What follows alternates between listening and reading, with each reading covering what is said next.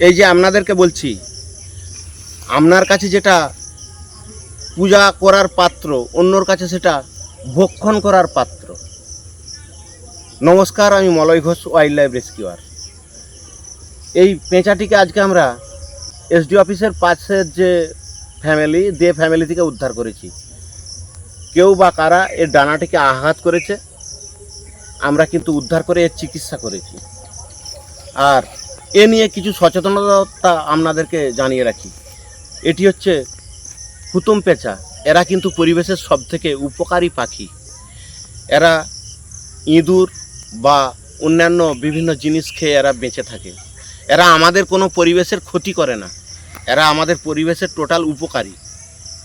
এরা চাষির উপকারী, সমাজের উপকারী।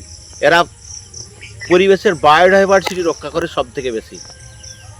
এরা কিন্তু ইঁদুর বা অন্যান্য জিনিস খেয়ে সমাজকে পরিষ্কার রাখে। কিন্তু তা সত্ত্বেও কতটুকু মাংসর লোভে এদেরকে আপনারা বিভিন্নভাবে আঘাত করে মেরে ফেলছেন। কতটুকু মাংস পান এদের শরীর থেকে, এদিকে মারছেন। এরা কিন্তু সমাজের সব থেকে উপকারী।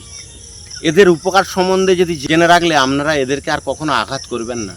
এরা কিন্তু বিভিন্ন ফ্যামিলিতে পুজো পাওয়ার যোগ্য। দেখুন, ফ্যামিলির মেয়েরা কিন্তু একে সিঁদুর পরিয়ে দিয়েছে। কিন্তু আপনাদের উদ্দেশ্যে বলবো, কখনো কোনো বন্য প্রাণীকে সিঁদুর পরাবেন না। যদি সিঁদুর পরিয়ে দেন, আমরা যখন রিলিজ করব, এদের দল কিন্তু এদেরকে অ্যাভয়েড করবে, মানে এড়িয়ে যাবে। কখনো এদেরকে সিঁদুর পরাবেন না, এদেরকে বাঁচিয়ে রাখুন।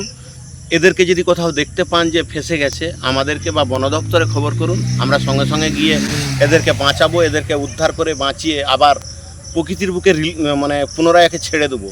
কখনো এদেরকে মারবেন না, এদেরকে খাওয়ার পাত্র ভাববেন না। এরা কিন্তু সব থেকে উপকারী সমাজের। ধন্যবাদ।